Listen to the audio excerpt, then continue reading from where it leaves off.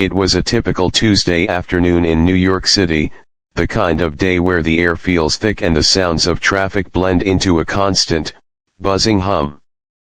Inside a small but popular sandwich shop near Times Square, the lunch rush was in full swing. The line of hungry customers stretched all the way to the door, and every employee behind the counter was moving at lightning speed. Every employee, that is, except for Alex. Alex was 24 years old, with a gentle face and eyes that lit up whenever he managed to get an order exactly right. He wasn't like the other workers. Alex had special needs. For him, processing information took a little longer, and coordinating the fast movements required in a busy kitchen was a constant battle. But nobody worked harder than Alex. He treated his job not just as a way to earn money, but as a privilege. He wore his green apron with pride, keeping it spotlessly clean, and he made sure to greet every single person who walked up to the counter with a sincere, "Hello, welcome to the shop." On this particular day, the pressure was mounting. The clock on the wall ticked closer to 1 p.m., which meant the peak of the crowd was arriving. People were tired, hungry, and in a rush to get back to their offices. The air smelled of toasted bread, pickles, and strong coffee, but underneath it all was the sharp scent of stress. Orders were being shouted out, sandwich wrappers were crinkling, and the cash register was dinging non-stop. Alex was stationed at the prep station. His job was to add the vegetables and condiments. He took this very seriously. He believed that a sandwich without the right amount of lettuce wasn't a sandwich worth serving. He moved carefully, placing 3 tomato slices on the bread, then smoothing them out. Then the lettuce, then the onions.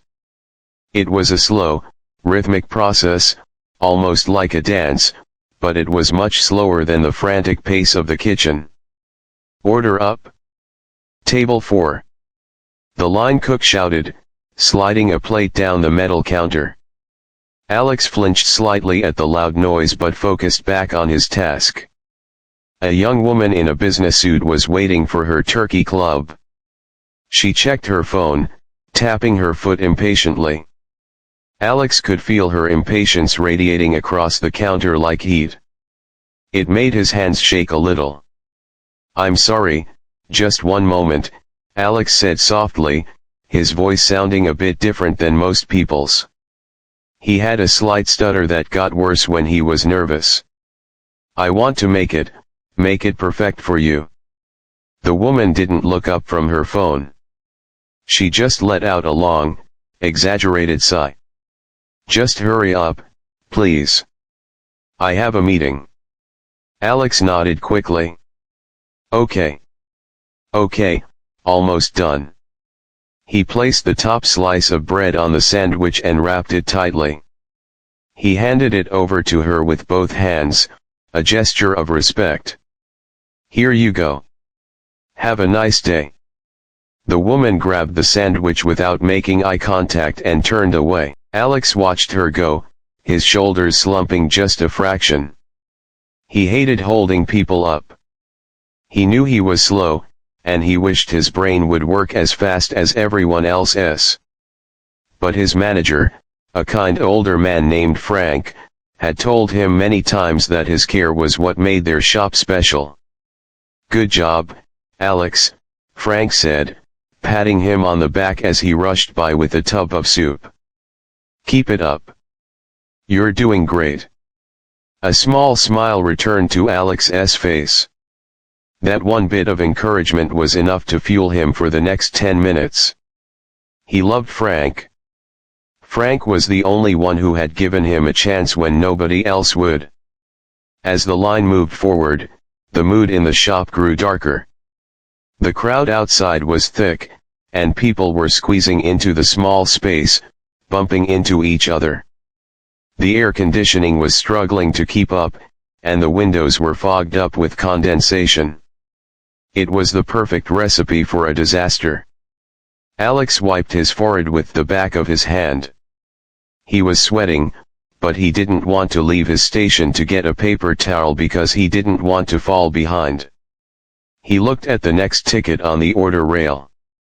It was a complicated order. A triple-decker sandwich with specific instructions: no crust, light mayo, extra pickles on the side. He took a deep breath. This was a challenge, but he liked challenges. He reached for the bread. Meanwhile, the line in front of his station was growing restless. A man in a very expensive suit, who had been waiting for 5 minutes, was now checking his watch every 10 seconds. He looked like he was ready to explode. But Alex didn't see him yet. He was in his own world, focusing entirely on spreading the light mayo. He was determined not to make a mistake. For Alex, getting the order right was the only way to show the world that he mattered, that he could be useful despite his limitations. He didn't know that the simple act of making a sandwich was about to turn into the hardest moment of his life. The city's impatience was about to crash headfirst into his gentle world, and standing just a few feet away, watching it all unfold, was a man in a baseball cap who wasn't just going to stand by and watch. But for now, it was just Alex, the bread, and the ticking clock. The line in front of the counter moved slowly, like a heavy traffic jam on a hot highway. The air inside the small sandwich shop was getting thick with the smell of warm bread and the sound of people talking loudly. Everyone was in a hurry. Everyone wanted their food 5 minutes ago. Standing right at the front of the line was a man who looked like he owned the street outside. He was wearing a dark, expensive suit that fit him perfectly, and polished leather shoes that shone under the shop lights. He was looking at his gold watch, tapping his foot on the floor with a loud, annoying rhythm. He was not in a good mood. He had places to be, important deals to close, and in his mind, this sandwich shop was just an obstacle in his day. When the gap in front of him finally opened up, he practically marched up to the counter where Alex was standing. He didn't walk, he strutted, with his chest puffed out and his jaw set tight. He slammed his hand down on the glass counter to get Alex's attention, making a loud thud that made Alex jump. Alex blinked his eyes rapidly, trying to focus. He had just finished wrapping the previous order, and his mind was still catching up. He looked up at the man and gave a small, nervous smile. "Hello. Welcome. How can I help you today?" Alex asked, his voice soft and gentle. The man in the suit didn't smile back. He looked at Alex with a cold stare, like Alex was just a machine that wasn't working fast enough. "Yeah, hi," the man snapped. "I need a turkey sandwich. Whole wheat bread. Toasted. Double meat. No cheese. Lettuce, tomato, onion. Olives, too. And spicy mustard. But put the mustard on the side. Not on the bread. On the side. Got it?" He said all of this in about 10 seconds. It was a flood of words, spoken with a sharp, angry tone. He barely took a breath between the items. He stared at Alex, expecting the sandwich to magically appear instantly. Alex stood there for a second, holding a small notepad and a pen. His hand hovered over the paper, but he hadn't written anything down yet. He looked confused. He had caught the words turkey and wheat, but the rest had jumbled together in his ear because the man was talking so fast. The mustard on the side part had mixed with the double meat part. Alex knew he couldn't get the order wrong. Getting it wrong would mean wasting food, and Frank hated wasting food. Alex looked up, his eyes wide and worried. "I'm sorry," he said quietly. Could you please say that again just a little slower please?" The man's face turned a shade of red. He let out a loud, angry huff of air, blowing his cheeks out. "Are you kidding me?" he yelled, throwing his hands up. "I just said it. Are you deaf? I said double meat, no cheese, spicy mustard on the side. How hard is it to listen?" The sudden shout made the whole shop go quiet for a second. The people in the line behind him stopped looking at their phones. The workers at the other stations paused what they were doing. The atmosphere shifted from busy to tense in a heartbeat. But the man didn't care. He just wanted his lunch. I'm sorry," Alex stuttered. He started to sweat. He could feel his heart beating fast against his ribs. "I just want to get it right. For you." "Yeah, well, you're doing a terrible job," the man spat out. He leaned over the counter, getting right into Alex's personal space. "Why do they hire people like you? You're slowing everything down. Look at this line. You're wasting everyone's time." Alex lowered his head. He gripped the counter edge with both hands to stop them from shaking.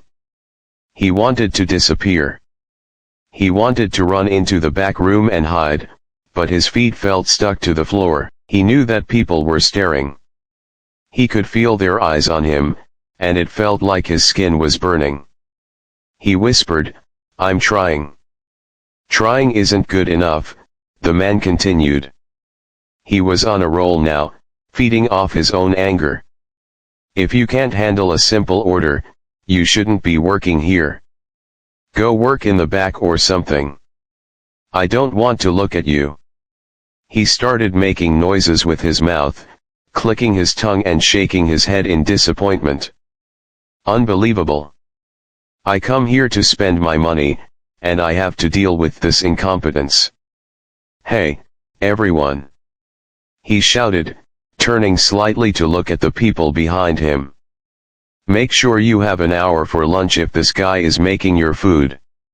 A few people in the line chuckled nervously, mostly out of awkwardness. One person looked down at their shoes, ashamed to watch but too scared to speak up. The man turned back to Alex, a smirk on his face. He thought he was being funny. He thought he was the most important person in the room, and everyone else was just there to serve him or watch him. "So," the man demanded, tapping the glass counter hard again. "Are you going to write it down, or do I need to find someone with a brain to take my order?" Alex slowly lifted his pen. His hand was shaking so much that he almost dropped it. He felt small. He felt stupid. All morning, he had felt proud of his work, but now, in just 2 minutes, this stranger had broken that feeling into pieces. The man's words were like stones, heavy and sharp. Alex took a shaky breath. He didn't know what to do. He wanted to call for Frank, but Frank was busy taking a delivery in the back. He was alone. "Okay," Alex whispered, his voice cracking. "Turkey, wheat." "Yes, turkey wheat." "Finally." The man shouted, rolling his eyes so hard it looked like they might get stuck. "Hurry it up. I haven't got all day." The cruelty wasn't physical, but it felt like a blow to the stomach. The man wasn't just impatient, he was enjoying the power he had over Alex. He saw the fear in the young worker's eyes, and instead of feeling bad, he felt superior. He was the predator, and Alex was the prey.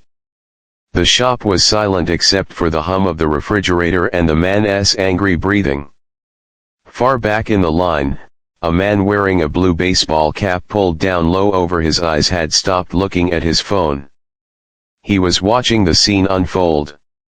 He wasn't looking at the menu anymore.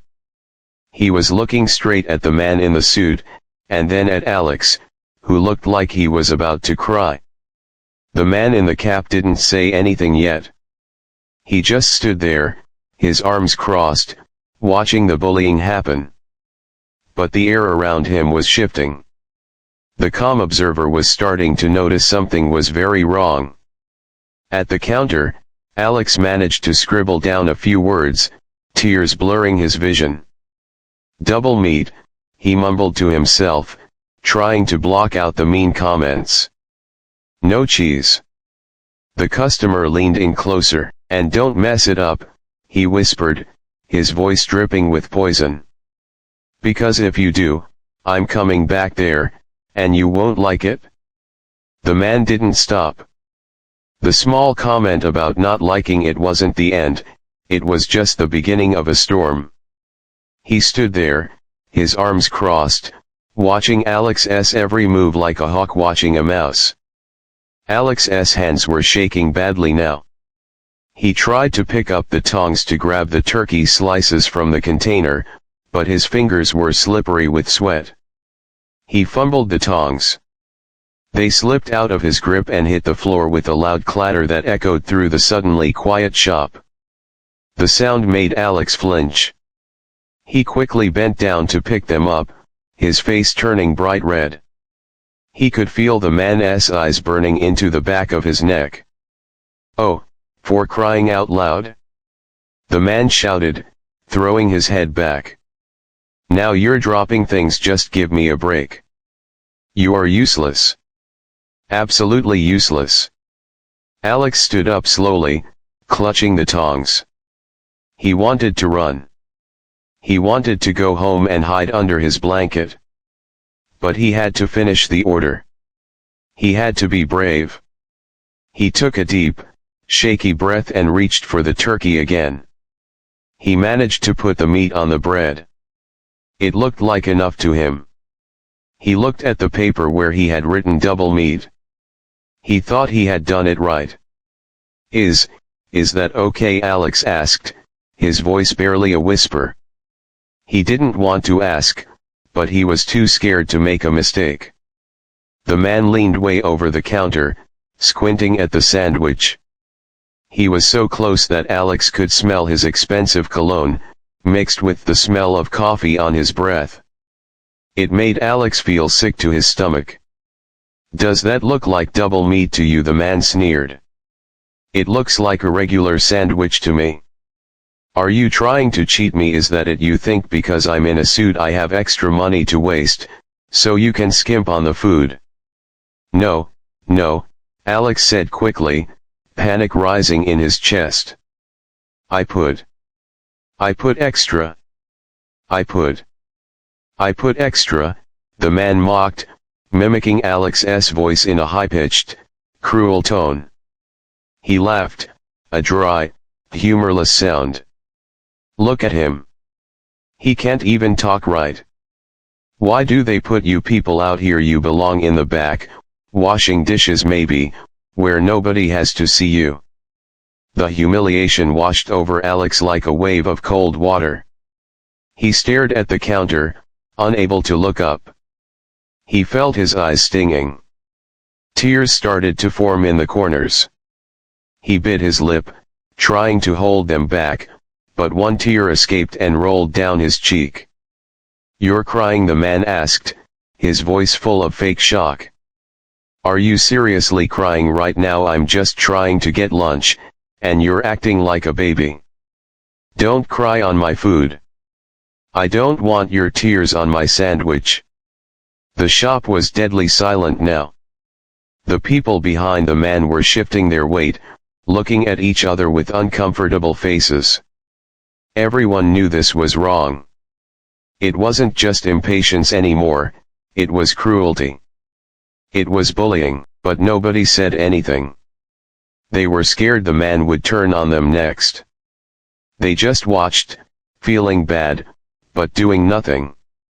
Alex reached for a napkin to wipe his eyes, but his hand hit the container of spicy mustard. It wasn't closed tight. The container tipped over.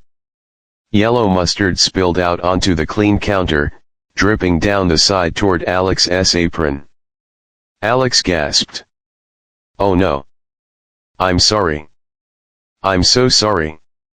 The man slammed his hand on the counter again, harder this time.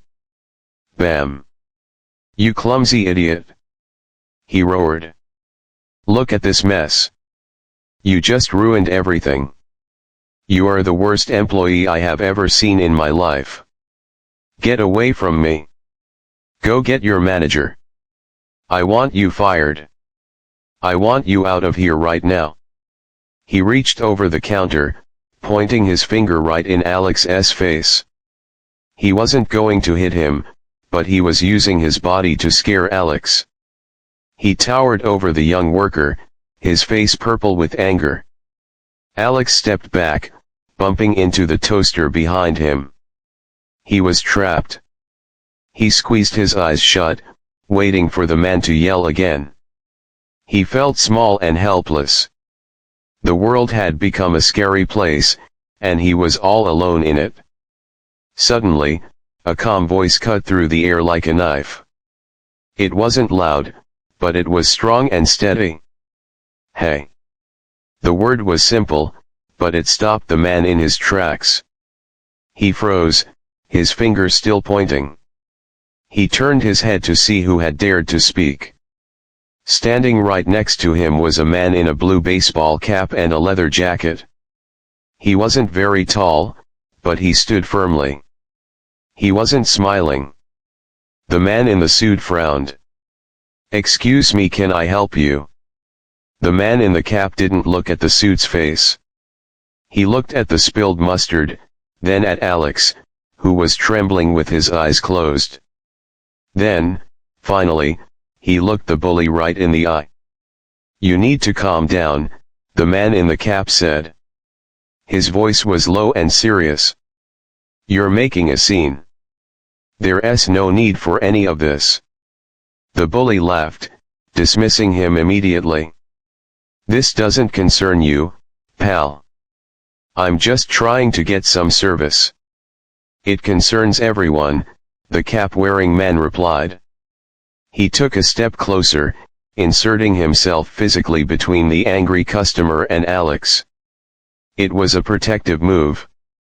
A human shield. He's doing his best. You don't need to be rude. And you definitely don't need to be shouting. The man in the suit puffed out his chest again, ready for a fight. He looked at the stranger, annoyed that his power trip was being interrupted. I'm the customer. I'm always right. If he can't do the job, he shouldn't be here. The man in the cap shook his head slowly. No. That's not how it works. We're all just people trying to get through the day. You're treating him like he's less than you. And it's not okay. Alex opened his eyes. He couldn't believe it. Someone was standing up for him.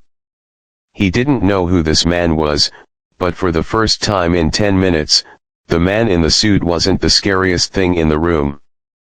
The focus was shifting, the bully's control was slipping away. The air in the shop changed from terrified to electric. Everyone was watching the man in the cap now, waiting to see what would happen next.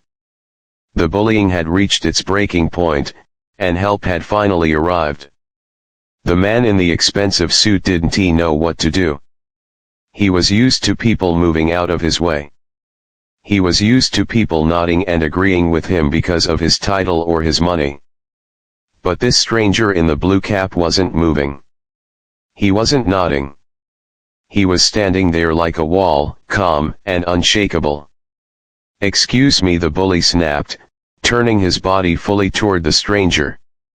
He puffed his chest out, trying to look bigger. This is a private conversation. I am dealing with the staff. Go back to your spot in line. The man in the cap didn't blink. He didn't move an inch. He stood his ground, keeping his body positioned so that Alex was hidden behind him, shielded from the angry glare of the customer. He looked at the suit with a look that was tired but serious. It's not a private conversation when you're shouting in a public place, the stranger said. His voice wasn't angry. It was flat and steady, which somehow made it more powerful. You're causing a scene. You're upsetting everyone. And you're being incredibly unkind to someone who is just trying to help you. Unkind, the bully laughed, a sharp, barking sound. I paid for a service. I expect competence. If he can't do the job, he shouldn't be here. That's not unkind, that's just reality. Reality is that you're yelling at a young man over a spilled jar of mustard, the stranger replied. He crossed his arms. Reality is that you are a grown man, picking on someone who has a hard time defending himself. Does that make you feel big? Does that make you feel important? The shop was completely silent now. You could hear the hum of the soda machine in the corner. People in the line were holding their breath. They were witnessing something rare. They were seeing someone stand up to a bully without becoming a bully himself. The stranger wasn't shouting back. He wasn't using insults. He was just holding up a mirror, showing the man how ugly his behavior looked. The man in the suit's face turned a darker shade of red. He felt trapped. He realized that people were staring at him, but not with respect. They were looking at him with disgust. He looked around the room, glaring at a teenager who was holding up a phone, recording the scene. Put that down. The suit yelled at the kid. But the kid didn't put it down. The kid just kept recording. The stranger in the cap took another step closer, invading the bully's personal space for a change, but there was no aggression in it, only presence. Leave the kid alone. Leave the phone alone. You need to leave. You can't kick me out, the suit sputtered, pointing a finger at the stranger's chest. I haven't got my food yet. You're not getting food today, the stranger said firmly. You're leaving. Now. For a second, it looked like the suit might throw a punch. His fist clenched at his side. He looked at the stranger, really looked at him, for the first time. He noticed the beard, the shape of the nose, the gentle sadness in the eyes that seemed so familiar. The bully squinted. He tilted his head. The anger on his face faltered, replaced by a look of confusion and then sudden realization. His eyes went wide. He looked at the man in the cap, then at the poster on the wall advertising a new movie, then back at the man. The realization hit him like a bucket of ice water. He knew who this was. Everyone in that shop probably knew who it was, but the fear of being on camera and the shock of the confrontation had made them forget for a moment. But now, standing inches away, the recognition was undeniable. Wait. The suit whispered, his voice suddenly very small. You're him. The stranger didn't smile. He didn't say, yes, I'm Keanu Reeves. He didn't ask for an autograph. He just kept looking at the man with those intense, dark eyes, waiting for an answer. He didn't want fame right now, he wanted justice for Alex. The sudden change in the atmosphere was heavy. The bully's arrogance evaporated instantly. He had been acting tough because he thought he was the king of this little deli. But now he realized he was messing with someone the whole world admired. And he was being recorded doing it. He knew that if this video went online, and it showed him screaming at a special needs worker while getting scolded by a beloved movie star, his life would become very difficult. I didn't realize, the man stammered, stepping back. He smoothed down his tie, his hands shaking slightly now. He tried to recover his dignity, but it was too late. My order was wrong. It doesn't matter, the stranger said, his voice softening just a fraction, but remaining firm. Apologize to him. What? The bully looked shocked. You heard me, the stranger said, turning slightly so that Alex, who was peeking out from behind his shoulder, was visible. Apologize to the young man. You scared him. You humiliated him. Say you're sorry. The crowd in the shop murmured in agreement. Yeah, they seemed to say. Do it. The man in the suit looked at Alex. Alex was still terrified, his face pale, his hands gripping the edge of the counter so hard his knuckles were white. The bully looked at the floor, then at the stranger, then at the phone cameras that were pointed at him like guns. He was cornered. He had no way out. He took a deep breath. I'm sorry, he mumbled, not really looking at Alex. I didn't mean to lose my temper. It wasn't a great apology. It wasn't full of heart. But it was something. It was a surrender. Okay, the stranger said. Now go. The man in the suit didn't argue. He didn't ask for his money back. He grabbed his briefcase, turned sharply on his heel, and walked toward the door. He tried to walk fast, with his head high, but he couldn't hide the fact that he was fleeing. As he pushed the door open, the bell above it jingled cheerfully, which felt totally wrong for the heavy mood of the room. He stepped out onto the street and disappeared into the crowd, leaving his anger and his hunger behind him. Inside the shop, the tension slowly began to leak away, like air from a balloon. It was replaced by something else. Relief. And a sense of awe. The stranger in the cap didn't turn around to take a bow. He didn't look for applause. He slowly turned his attention to Alex, who was still shaking. The hero moment was over. Now, it was time for the human moment. The man reached out a hand and gently placed it on Alex's shoulder. He didn't say anything yet. He just waited for Alex to look up. He wanted to make sure the real victim of this story was okay before anyone else did anything. The storm had passed, but the cleanup was just beginning. The door swung shut, and the little bell above it gave a final, sad jingle before the shop fell into a heavy silence. The angry man in the suit was gone, but his presence still lingered in the air like a bad smell. Alex stood frozen behind the counter. His hands were still shaking, and his heart was beating so fast he could hear it thumping in his ears. He felt small and broken, staring at the yellow mustard smeared across the counter. He felt like he had ruined everything. Then, he felt a warm, heavy hand rest gently on his shoulder. It wasn't a grab or a shove, it was a steady, grounding touch. Hey, the stranger said softly. Take a breath. Just breathe. Alex looked up. His vision was blurry with tears, but he could see the man standing close to him. The man wasn't looking at the mess.